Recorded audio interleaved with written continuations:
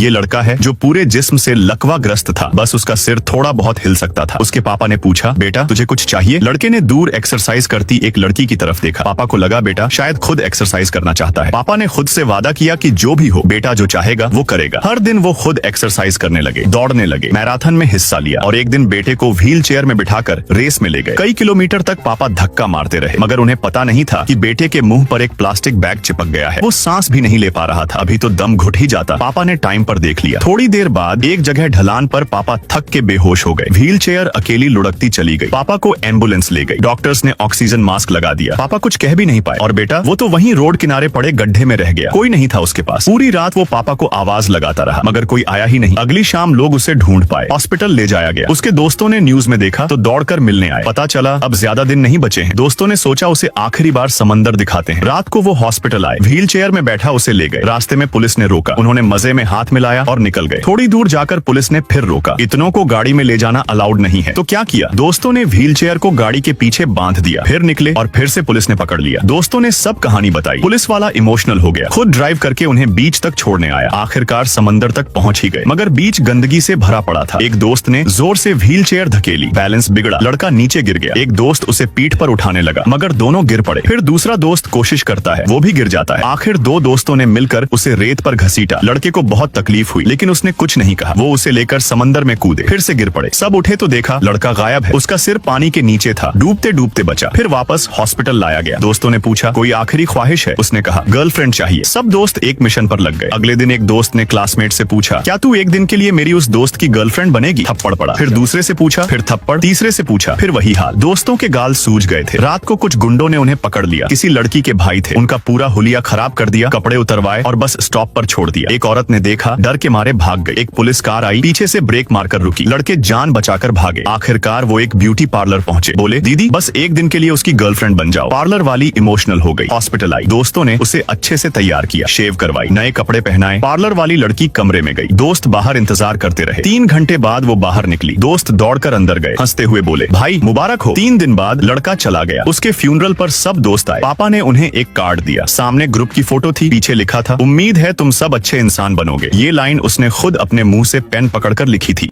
ये आदमी बस नाश्ता करने ही वाला था, तभी उसकी छाती के आर पार एक स्टील वायर निकल गई। मारने वाला सामने खड़ा होकर उसे सलामी देता है, फिर बेरहमी से घसीटते हुए ले जाता है। जमीन पर घिसटते हुए उसकी पिछवाड़ी से चिंगारियां निकलती हैं। लेकिन अगले दिन उसी जगह पर खुद कातिल को गोली लग जाती है। जो आदमी मरा था वो फिर से जिंदा हो जाता है। सब कुछ उल्टा हो चुका होता है। असल में ये कोई आम कहानी नहीं थी, ये एक गेम जैसा था। वो आदमी पहले ही 138 बार मर चुका था। एक टाइम लूप में फंस गया था। हर बार जब वो मरता तो फिर उसी सुबह उठता और हर बार उसे फिर से मारा जाता, चाहे कहीं भी छिपे। दोपहर के 12:47 के बाद वो कभी नहीं बचा। आखिर में उसने भागना छोड़ दिया। अब वो हर बार का रीसेट यूज करता था अपने बच्चे के साथ वक्त बिताने में। दोनों साथ में गेम खेलने आर्केड जाते, मस्ती करते। एक बार जब गेम खत्म हुआ तो घड़ी में 12:50 हो चुके थे। इस बार वो 3 मिनट ज्यादा जी गया था। तभी उसे एहसास हुआ कि शायद उस पर ट्रैकर लगा हुआ है। हो सकता है बेसमेंट में नेटवर्क डाउन हो गया था, इसलिए कातिलों को उसका पता नहीं चला। जैसे ही उसने सोचा, बाहर कातिलों की भीड़ लग चुकी थी। उसने फटाफट अपने बच्चे को गले से लगा लिया। बच्चे की आंखों में जो मोहब्बत थी वो उसे साफ नजर आ रही थी। इस बार भले ही वो फिर मरा, मगर अंदर से सुकून था। 146वीं बार जब टाइम रीसेट हुआ तो उसने एक कातिल को पकड़ लिया और उससे सच उगलवाने की कोशिश की, मगर बंदा एक शब्द नहीं बोला। उसने अपने सिक्योरिटी वाले दोस्त से पूछा। पता चला कि ट्रैकर्स अक्सर दांतों में छुपाए जाते हैं। तभी उसे याद आया, एक दिन पहले ही उसने दांत का इम्प्लांट करवाया था। वो बाथरूम भागा, मुंह में शराब डाली और दांत निकालने लगा। एक एक करके सारे दांत उखाड़ता गया। आखिर में ट्रैकर मिल गया। उसने उसी ट्रैकर से जाल बिछाया और एक एक करके सारे कातिलों को खत्म कर दिया। अब उसके अंदर फुल कॉन्फिडेंस था। डायरेक्ट बॉस लेवल की ओर निकल गया। दीवार तक पहुंचा, एक्सेलरेटर दबाया और मर गया शांति से। दूसरी कोशिश में उसने गाड़ी सीधा अंदर घुसा दी। वहां अंदर दर्जनों गार्ड खड़े थे, मगर असली गलती ये थी, वो आदमी गाड़ी में था ही नहीं। उसने बम से सबको उड़ाया, पर जो नहीं सोचा था वो हुआ। सिक्योरिटी हेड वहीं मौजूद था। कोई बात नहीं, अगली कोशिश सही। तीसरी बार उसने उस आदमी को मार डाला जो हूबहू उसी जैसा दिखता था। उसका यूनिफॉर्म पहना, उसका आईडी लिया और बेस में चुपचाप घुस गया। एलिवेटर तक पहुंचकर कार्ड स्वाइप किया, मगर एक्सेस डिनाई। सोल्जर ने गोली मार दी। चौथी बार उसने पहले ही सोल्जर को शूट कर दिया, मगर एलिवेटर खुलते ही सामने दर्जनों बंदूकें तनी हुई थी, इसलिए उसने झट से खुद को शूट कर दिया ताकि दोबारा शुरू हो सके। 5वीं बार फिर सोल्जर को पहले मारा। इस बार उसने कैमरा देखा जो एलिवेटर के अंदर था, तभी तो सब पहले से तैयार रहते थे। अब की बार छठी कोशिश उसने सोल्जर की तरह भेस बदला। आखिरकार वो मेन हॉल तक पहुंच ही गया, लेकिन सामने पहले से खड़ी थी तलवार लेकर एक औरत, ग्वान यिन।